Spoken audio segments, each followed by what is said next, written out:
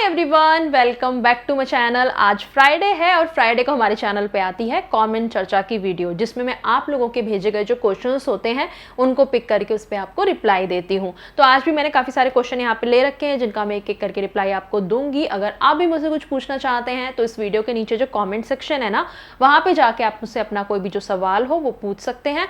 Next जो video आएगी comment चर्चा की, उसमें मैं उसे पिक करके उस पर रिप्लाई दूंगी। और मेरी वीडियो अच्छी लगती है तो लाइक किया करो, शेयर किया करो, सब्सक्राइब कर सकते हो आप मेरे चैनल को ऐसे ही और वीडियोस देखते रहने के लिए। आइए अब शुरू करते हैं आज का वीडियो। पहला क्वेश्चन है यहाँ पे मेरे पास, दी अपने पार्टनर ने मैरिज से पहले पेड सेक्स किया हुआ है और वो बताते हैं, तो क्या उनसे मैरिज करनी चाहिए? देखो डियर, ये आपका पर्सनल डिसीजन है। ये पूरी तरीके से आपके ऊपर है कि आपको इस बात से कितना फ़र्क पड़ता है। क्या आप इस चीज़ को पीछे छोड़ के कि अरे कोई फ़र्क नहीं पड़ता, ठीक है कर लिया होगा, एक्सपीरियंस के लिए कर लिया होगा या हो गया, इसको छोड़ के आगे बढ़ते हैं, तो अगर आप इसको छोड़ सकते हो और दूसरा अपने हस्बैंड से इस बारे में बात भी करो। वैसे तो इसमें यहाँ पे क्लियर नहीं किया हुआ कि लड़का है या लड़की है, तो जो भी आपका पार्टनर है उससे पहले आप बात करो कि क्या ऐसा आप फ्यूचर में तो नहीं करने वाले हो, आपने क्यों किया। तो थोड़ा सा इस बारे में उनसे बात करोगे तो कहीं ना कहीं आपको क्लैरिटी मिलेगी कि उन्होंने क्यों किया और उनको कैसा फील हुआ और क्या वो आगे भी ऐसा करेंगे। ऐसा तो नहीं कि आपके साथ थोड़ा सा लड़ाई झगड़ा हो और आपको इस बात की धमकी देने लग जाए कल को कि मैं तो बाहर भी कर सकता हूँ या कर सकती हूँ, या तुम्हारे साथ मुझे ज़्यादा अच्छा नहीं लगता, मुझे वहाँ। तो ये अगर आपकी लाइफ के बीच में अगर आएगा तो ये चीज़ ठीक नहीं है। हो सकता है आप भी इस बात को लड़ाई झगड़े में ले आओ वापस, या इस बारे में सोचते रहो, खुद को ऐसा डिप्रेशन टाइप का फील कराओ, स्ट्रेस टाइप का फील कराओ इस बात को सोच सोच के। तो अगर आप दोनों इस चीज़ को पीछे नहीं छोड़ पाओगे और आगे आने वाली लाइफ में इस चीज़ को बार बार मेंशन करोगे तो फिर ये बिल्कुल भी ठीक नहीं है। और अगर आप इसको कम्प्लीटली इग्नोर करके इसको पीछे छोड़ के आगे बढ़ सकते हो अपनी लाइफ में, तो डेफिनेटली अब ये आपके ऊपर है। अपने पार्टनर से इस बारे में थोड़ा सा बात करके और क्लैरिटी लाने की कोशिश करें ताकि आप डिसीजन ले पाओ। नेक्स्ट कमेंट है मेरे पास, मैम कर्व पीनिस को कैसे स्ट्रेट करें? ये सिर्फ और सिर्फ सर्जरी से ही हो सकता है। अगर आपको बहुत ज़्यादा दिक्कत नहीं है तो दैट्स फाइन। कर्व पीनस में इतना ज़्यादा कोई प्रॉब्लम नहीं होती, इंटरकोर्स करते टाइम भी कोई प्रॉब्लम नहीं होती। अगर बहुत ज़्यादा कर्व है, हो सकता है तब आपको प्रॉब्लम फील हो सकता है आप इंटरकोर्स भी नहीं कर पा रहे हो सकता है कि आप खुद में कंफर्टेबल नहीं फील करते हो, पेन वगैरह अगर फील करते हो, तो ऐसी कोई भी अगर आपको दिक्कत लगती है तो ऐसे में आप सर्जरी के लिए जा सकते हैं, कंसल्ट कर सकते हैं सर्जन से। नेक्स्ट कमेंट है, दी वेट का गेन होना और लूज़ होना क्या सही? कभी वेट गेन हो गया, कभी लूज़ हो गया। देखिए, अगर ऐसा रेगुलर बेस पे नहीं होता है, लाइक कि एक महीने में ही आपका वेट बहुत ज़्यादा एकदम बढ़ गया, दूसरे महीने में कम हो गया, तो अगर बहुत ज़्यादा एकदम से वास्ट चेंज आ रहे हैं तो वो ठीक नहीं है। हाँ, थोड़ा बहुत 1-2 किलो बढ़ गया, 1-2 किलो घट गया, ये चीज़ तो लगी रहती है कि कभी आपने अपनी हेल्थ पे ध्यान नहीं दिया। जैसे कोई फेस्टिवल चल रहा है या आपका कोई बर्थडे पड़ गया है, एनिवर्सरी है, कोई सेलिब्रेशन है हाउस में, तो ऐसे में आपने क्या है ना कि खुद को थोड़ा रोका नहीं और छूट दे दी, खा लिया इधर उधर का जंक फूड वगैरह, तो ऐसे में हो सकता है वेट बढ़ गया। फिर आपने अगले महीने थोड़ा सा मेहनत करी अपने ऊपर, डाइट पे कंट्रोल किया, एक्सरसाइज वगैरह भी करी, तो हो सकता है आपने लूज़ कर लिया। तो थोड़ा बहुत ऊपर नीचे तो चलता रहता है, लेकिन बहुत ज़्यादा वास्ट डिफरेंस नहीं आना चाहिए। बहुत सारे लोग क्या करते हैं ना, क्रैश डाइट कर लेते हैं, एकदम से खुद को भूखा रखेंगे तो एकदम से वेट लूज़ हो जाएगा। और जैसे ही आपने वो पर्टिकुलर चीज़ आप जो मेंटेन कर रहे थे, एकदम क्रैश डाइट कर रहे थे, किसी पर्टिकुलर डाइट पे ऐसी पे थे आप, एकदम रेस्ट्रिक्ट करके रखा था खुद को, तो हो तो गया वो। एक बार जब फिर उसे छोड़ोगे तो फिर वो बढ़ जाएगा। तो ऐसा नहीं करना चाहिए, बहुत ज़्यादा खुद को रेस्ट्रिक्ट भी नहीं करना चाहिए, क्योंकि आपको ये चीज़ सोचनी चाहिए कि हम ऐसी कोई डाइट फॉलो करें या ऐसा अपना एक रूटीन या लाइफ स्टाइल बनाएं जिसे हम लाइफ लॉन्ग कंटिन्यू कर पाएँ। जैसे कि बहुत सारे लोग एकदम से चीज़ें खाना छोड़ ही देते हैं, रोटी नहीं खानी, या बहुत सारे लोग बोलते हैं चावल नहीं खाने, चीनी नहीं खानी। ठीक है, अगर आपको नहीं खानी तो क्या आप उसको कंटिन्यू रख सकते हो लाइफ लॉन्ग? अगर रख सकते हो तो ही ऐसा करो। ऐसा नहीं है कि 10 दिन नहीं खानी एकदम रेस्ट्रिक्ट होके और फिर खुद को कंट्रोल भी नहीं कर पाए, 11वें दिन से फिर इतनी खाना शुरू कर दी कि जितना 10 दिन में कंट्रोल किया था वो 2 दिन में सब बराबर कर लिया। तो ऐसे नहीं करना चाहिए। आपको सिर्फ वही चीज़ें फॉलो करनी चाहिए जो आप लाइफ लॉन्ग तक फॉलो कर पाओ, जिससे कि वेट थोड़ा बहुत ही ऊपर नीचे होगा, बहुत ज़्यादा वास्ट डिफरेंस नहीं आएगा, जो कि आपकी हेल्थ के लिए फिर सही नहीं होगा। नेक्स्ट कमेंट पे आते हैं, Ma'am, my partner has stomach issue. She is regularly dealing with weak stomach, acidity and gas related problems. Because of this, she has farting issue in her sleep and most of the time during sex. She also gets vaginal farts, our sex life is getting problematic, she is just 28, what can we do। देखो, stomach problem होना, sleep time में fart होना या normally भी fart होना, ये समझ में आता है, लेकिन जो वजाइनल फार्ट है इसका स्टमक से कोई लेना देना नहीं है, इसका जो नॉर्मल फार्टिंग होती है उससे कोई लेना देना नहीं है। नॉर्मल फार्टिंग अलग चीज़ है, वजाइनल फार्ट अलग चीज़ है। वजाइनल फार्ट तब होता है कि जब आप बहुत ज़्यादा एक्शन में हो, बहुत ज़्यादा आपका एक मोमेंट बन गया है और ऐसे में गैस जो है वो ट्रैप अगर हो गई है, उसकी थोड़ी बहुत वजाइनल फार्ट होते हैं, उसकी आवाज़ आ रही है आपको बीच बीच में, एंड दैट्स टोटली फाइन। हो सकता है कि आप लोग थोड़ा सा फील करो कि ये क्या है, आपको उस पर ध्यान ही क्यों देना है, आप लोग अपना एंजॉयमेंट पे ध्यान दो ना। अगर आवाज़ थोड़ी बहुत आ भी रही है, दैट्स फाइन। और अगर नॉर्मल फार्टिंग वाली प्रॉब्लम है तो उसके लिए तो आप किसी भी फिजिशियन से कंसल्ट कर सकते हो, गैस की दवाई आप ले सकते हो, अपनी डाइट पे आप थोड़ा सा ध्यान दो कि उस तरीके की ना हो कि वो ज़्यादा गैस बनाए, तो वो सब चीज़ें अलग हैं। स्टमक प्रॉब्लम डिफरेंट है, उसका सोल्यूशन है, उसके लिए डाइट आप फॉलो करो, उसके लिए मेडिसिन लो। एंड वजाइनल फार्ट कोई प्रॉब्लम नहीं है उसमें, वो कोई इश्यू नहीं है और वो कोई उसके लिए ट्रीटमेंट की या दवाई की या कुछ की ज़रूरत नहीं है, दैट्स टोटली नॉर्मल। और इसके लिए आपको थोड़ी सी मैच्योरिटी दिखानी पड़ेगी और एक्सेप्ट करना पड़ेगा कि हो रहा है तो ठीक है, हो रहा है। नेक्स्ट कमेंट पे आते हैं, फोर प्ले कहाँ कहाँ करें। फोर प्ले के बारे में काफ़ी बार पूछा जाता है और मेरी एक वीडियो भी थी इसमें कि फोर प्ले के अंदर क्या क्या आता है, कैसे कैसे करना होता है, क्या क्या आप चीज़ें कर सकते हो, बहुत डिटेल में मैंने उस पर बात करी थी। अगर कोई ओल्ड सब्सक्राइबर होगा तो उसने वो देखी होगी, मुझे बताना कमेंट सेक्शन में अगर वो याद है या नहीं आपको। बहुत पहले मैंने बनाई थी, लेकिन अभी वो इस चैनल पे नहीं है अवेलेबल, क्योंकि थोड़ा उसमें इश्यू आ गया था, थोड़ा उसको सेक्सुअल कंटेंट में ले लिया था यूट्यूब ने, तो मुझे फिर वो वीडियो डिलीट करनी पड़ी। तो अभी वो चैनल पे नहीं है, लेकिन मैं कोशिश करूँगी कि अगर लोग बोलेंगे तो मैं उसको दोबारा से रिक्रिएट करूँ और फोर प्ले के ऊपर डिटेल में हम बात करें।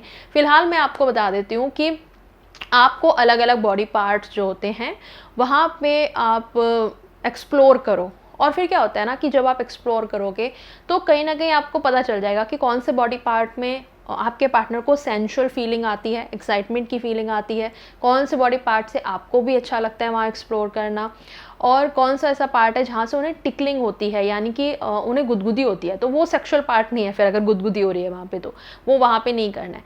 तो ये वाले पार्ट आपको देखने होते हैं। अराउजल जोन कौन कौन से हैं आपके पार्टनर के, वहाँ पे आपको फिर एक्सप्लोर करना होता है कि आप किस कर रहे हो, टच कर रहे हो, और भी बहुत सारी चीज़ें आती हैं फोर प्ले में। सिर्फ यही नहीं होता, फोर प्ले एक फ़ोन कॉन्वर्जेशन भी हो सकती है कि फ़ोन पे आप थोड़े दूर हो अपने पार्टनर से, ऑफिस में हो या कहीं बाहर हो, दूर दूर हो आप लोग, और आप बात करके भी एक दूसरे को एक्साइटमेंट दिला रहे हो, जब मिलेंगे तो ऐसे वैसे कुछ इस तरीके की सेंशुअल बातें कर रहे हो, तो वो भी एक फोर प्ले है कि आपने वहाँ से अपने पार्टनर के साथ एक थोड़ा सा शुरुआत कर दी है उसको एक्साइटेड करने की, तो वो भी एक फोर प्ले है। फिर आप अगर दूर बैठे हुए अपने पार्टनर को छेड़ रहे हो, कोई ऐसी बात कर रहे हो, कोई रोमांटिक बात कर रहे हो, कोई कॉम्प्लीमेंट दे रहे हो, कुछ भी ऐसा करना कि जिससे आप उनको उस अराउजल तक लेके जा रहे हैं, उन्हें एक्साइटेड कर रहे हैं, उनका बेसिकली मूड बना रहे हैं, वो सब फोर प्ले में आता है।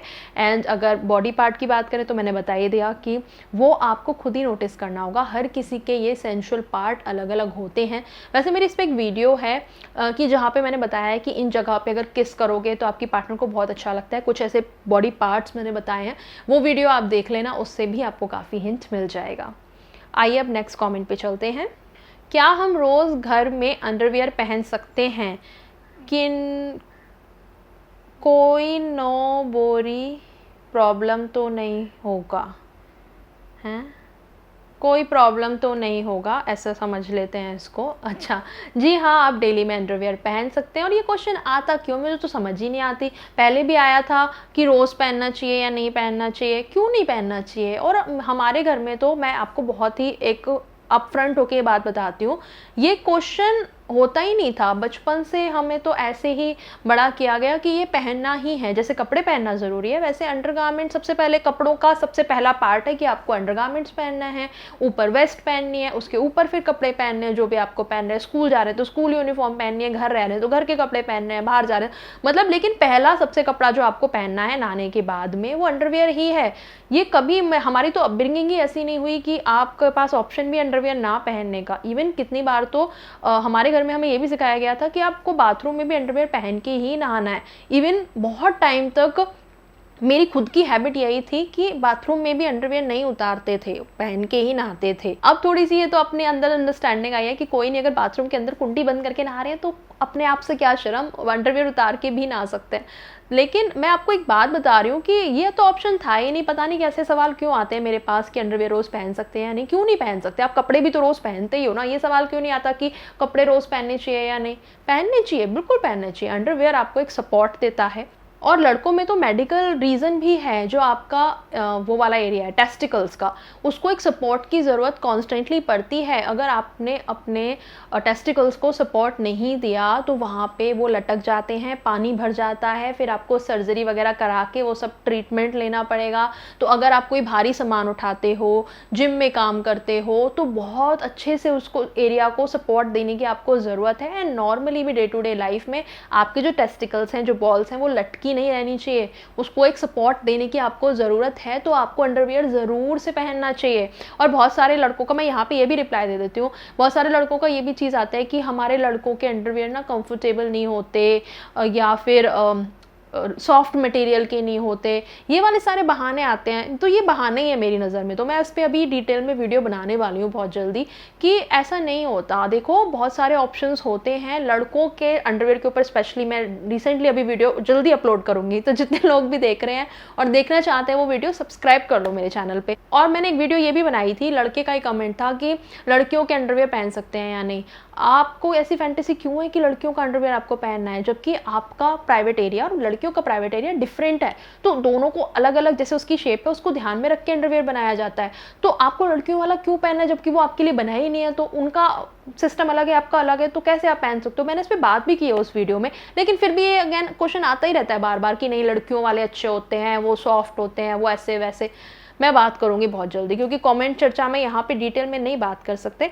तो वीडियो आएगी उस पर बहुत जल्दी। और बिल्कुल जी हाँ, आप डेली में अंडरवियर पहन सकते हैं। ध्यान रखिए अच्छी क्वालिटी का हो, वो आपके करेक्ट साइज़ का हो वो।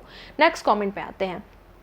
दीदी मैं एक लड़की हूँ, मेरी एज 20 है, पता नहीं क्यों बट जब कोई मेरी शादी की बात करता मुझे डर सा लगता है, ऐसा क्यों होता है? दी इस पे वीडियो बना दीजिए, आपकी हर एडवाइस मुझे बहुत अच्छी लगती है। डियर देखो, डर, हर जो ऐसा काम जिसके बारे में हमें नहीं पता क्या होने वाला है, जहाँ अनसर्टेनिटी होती है ना कि पता नहीं क्या होगा, उसके लिए डर लगता ही है। जब आप पहली बार स्कूल जाते हो, जब आप पहली बार कॉलेज जाते हो, जब आप किसी ऐसे बड़े इवेंट में जा रहे हो कहीं, या फिर फर्स्ट आपकी जॉब है, फर्स्ट इंटरव्यू है, हर ऐसे काम में थोड़ी सी एकदम एंग्जाइटी सी आपको फील होती है, डर लगता ही है, क्योंकि पता नहीं है ना क्या होगा, कुछ भी हो सकता है। इंटरव्यू वगैरह के लिए फिर भी आप क्या करते हो? अपने आप को काम डाउन करने के लिए अपने आप को प्रिपेयर करते हो ना, तैयार करते हो खुद को।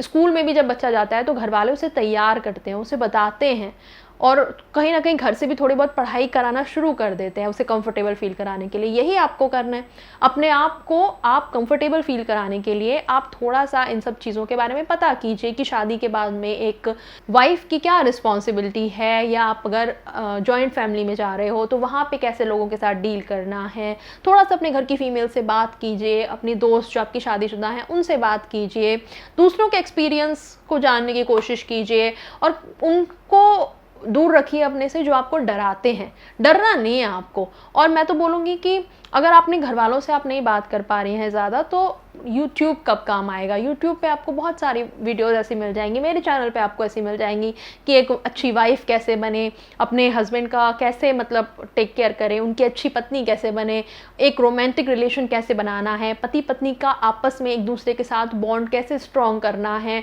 पति पत्नी के बीच में अगर कोई तीसरा बंदा दखल दे तब क्या करना है। बहुत सारी मैंने वीडियो बनाई हुई हैं। रिलेशनशिप एडवाइस के नाम से एक पूरी प्लेलिस्ट है, उसमें काफ़ी सारी वीडियो हैं, आप उस पूरी प्लेलिस्ट को एक बार चेक कर लेना।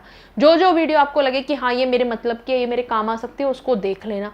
ठीक है। तो खुद को आप जितना ज़्यादा प्रिपेयर करोगे उतना ही ज़्यादा डर निकलता जाएगा। जहाँ तक बात है सेक्स की, फर्स्ट नाइट की, इस पे भी बहुत सारी वीडियो हैं मेरे चैनल पे, आप सर्च भी कर सकते हो। मेरा चैनल का नाम डालो तनुश्री एंड फैमिली, आगे डाल दो फर्स्ट नाइट या फर्स्ट टाइम या सुहाग रात, ऐसे करके कुछ भी डाल दो कि आ जाएंगी वीडियोस निकल के। और फिर भी अगर आपको कोई डाउट लगता है, कोई सवाल मन में आए, आप मुझसे पूछ लेना कभी भी कमेंट सेक्शन में। I am here to help you, मैं आपको ज़रूर रिप्लाई करूँगी। नेक्स्ट कमेंट पे आते हैं। सवाल है मेरे पास, ma'am health issue after female birth control operation. जहाँ तक मैं समझ पा रही हूँ कि अगर एक फ़ीमेल बर्थ कंट्रोल करने के लिए ऑपरेशन करा ले, यानी बच्चे अपने बंद करवा ले, और उसके बाद में उसे क्या हेल्थ इशू होते हैं, शायद आप यही पूछना चाह रहे हो। अगर हाँ तो देखिए, फीमेल का शरीर जो है ना वो काफ़ी प्रोसेस से गुज़रता है। पहले पीरियड्स का प्रोसेस हो गया, पीरियड्स में भी और दुनिया भर की प्रॉब्लम चलती रहती हैं। कभी मूड स्विंग्स हो रहे हैं, कभी पीरियड्स में हैवी फ्लो हो रहा है, कभी कम फ्लो हो रहा है। उसके बाद प्रेगनेंसी के थ्रू एक बॉडी गुजरती है, प्रेगनेंसी में इतने चेंजेस होते हैं। अच्छा, ये सारे जो प्रॉब्लम हैं वो मेंटली भी रहते हैं और फिज़िकली तो हम डील कर रहे होते हैं, वो तो कर ही रहे होते हैं, क्योंकि पीरियड से जुड़ी समस्याएं और प्रेगनेंसी के बाद का टाइम, ये सब हमारी मेंटल हेल्थ को अफेक्ट डालता है। फिर जब पीरियड्स बंद होने लगेंगे, मेनोपॉज का टाइम आएगा, तब भी बहुत ज़्यादा मेंटली भी और फिज़िकली हमें परेशान करता है। तो जब एक फ़ीमेल की बॉडी इतने सबसे गुजर रही है, ऐसे में एक ऐसा बड़ा ऑपरेशन हो गया जिसमें कितने लोगों की तो यूट्रस पूरा निकालना पड़ता है, बच्चेदानी निकालनी पड़ती है, कितनों का एक छोटा ऑपरेशन हो जाता है। तो अगर छोटा ऑपरेशन है तो चलो उसमें ज़्यादा दिक्कत नहीं हुई, बच्चे बंद हो गए, लेकिन कहीं ना कहीं आपका हार्मोनल लेवल पे चेंजेस उससे आते हैं। फिजिकली आप ज़्यादा प्रॉब्लम फेस नहीं करोगे, लेकिन हार्मोनल लेवल पे होते हैं चेंजेस। मूड स्विंग्स फेस करो, स्ट्रेस फील करो, चिड़चिड़ापन आप फील करो, ये वाले प्रॉब्लम हो सकते हैं। और इसीलिए आप अगर किसी समझदार इंसान से बात करोगे ना, तो वो आपको यही सजेस्ट करेगा कि मेल और फीमेल दोनों में से अगर मेल पार्टनर जो है, आदमी है, अगर वो अपनी नसबंदी कराए, अगर वो बच्चे बंद कराने का ऑपरेशन कराए, तो वो ज़्यादा ईजी है। उससे उसकी हेल्थ पे कोई ज़्यादा इतना इफेक्ट नहीं पड़ता है, सेक्स की इच्छा में कोई कमी नहीं आती है, कोई इतनी प्रॉब्लम नहीं आती है। वो एक बहुत ईजी प्रोसीजर है। फीमेल का जो है वो एक थोड़ा डिफ़िकल्ट प्रोसीजर है। उसके बाद में उसको और इशू भी फेस करने पड़ते हैं। कभी पेन हो रहा है, पीरियड्स में प्रॉब्लम हो रही है। ये क्वेश्चन भी आता है कि क्या अगर ऑपरेशन कराने के बाद पीरियड्स आएंगे? जी हाँ, पीरियड्स आते हैं, तब भी पीरियड्स आना सिर्फ तब बंद होंगे या तो वो नेचुरली बंद होते हैं मेनोपॉज के टाइम पे, या फिर पूरा यूट्रस निकालना पड़ जाए किसी रीज़न की वजह से।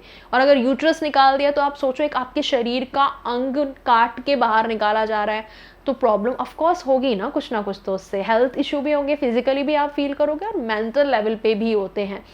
तो अगर ऑप्शन है कि महिला कराए या आदमी कराए, तो प्लीज़ आदमी लोग जो हैं थोड़ी सी मर्दानगी दिखाइए। एक औरत ही क्यों सहे हैं, वो पीरियड्स भी आते हैं उसके हर महीने, उसको प्रेगनेंसी भी उसने ली, आपके बच्चे उसने पैदा करे। तो अगर फैमिली प्लानिंग के लिए कुछ चीज़ आप कर सकते हो, तो एक प्रोसीजर आप नहीं करा सकते। खैर, मैं तो आपको बोलूँगी, आप मेरी बात पे भी क्यों भरोसा करते हो? मैं आपको पर्सनली नहीं जानती, आप मुझे नहीं जानते, आप छोड़ दो, मेरी बात मत सुनो।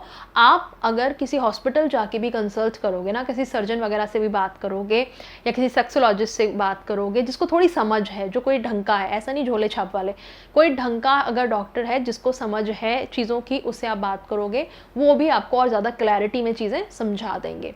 चलिए, आज के लिए इतना ही। यही सारे कमेंट्स तो जो मैंने आज की वीडियो के लिए पिक करे थे। अगर आप भी मुझसे कुछ पूछना चाहते हैं तो इस वीडियो के नीचे कमेंट कर सकते हैं। एंड प्लीज़ रिपीटेड क्वेश्चन ना पूछा करिए।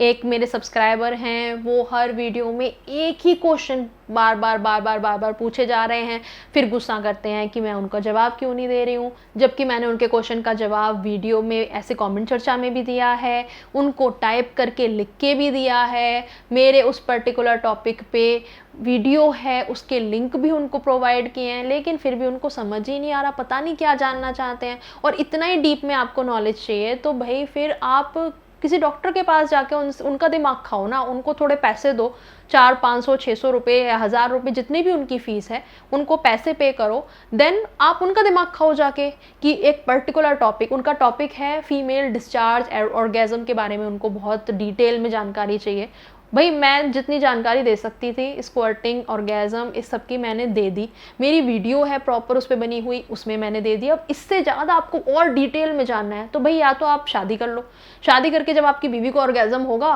तो आपको लाइव देखने को मिल जाएगा कैसा होता है ऑर्गेज़म और क्या होता है, उसका खूब दिमाग खाना आपकी, भाई तुझे कैसा फील हुआ, ये हुआ, वो अच्छे से बताएगी आपको। अब मैं यहाँ पे ओपन प्लेटफॉर्म पे बैठ के आपको और इतना डिटेल में मैं नहीं बता सकती। अगर आप और बहुत ज़्यादा वास्ट कुछ जानना चाहते हैं तो या तो फिर आप किसी डॉक्टर के पास चले जाओ, जब उनको आप पैसे दोगे आप उनका पूरा टाइम खाइए और उनसे ढेर सारे सवाल पूछिए, ठीक है। एंड प्लीज़ बुरा मत मानिए, मैं मतलब बहुत टाइम से समझाने की उनको कोशिश कर रही हूँ कि भाई मैं इतना ही बता सकती हूँ आपको, और फिर भी आपको वही सेम एक जगह आप की सुई अटक गई है तो मुझे इस तरीके से रिप्लाई करना पड़ रहा है। तो भाई चलिए अब इतना ही काफ़ी है आज की वीडियो के लिए, मिलते हैं आपसे अगली वीडियो में। क्वेश्चन आते रहने चाहिए भाई, नए नए क्वेश्चन पूछा करो और डिफरेंट पूछा करो, तभी तो मज़ा आएगा ना, क्या वही सेम सेम सेम है ना। चलो बाय, टेक केयर।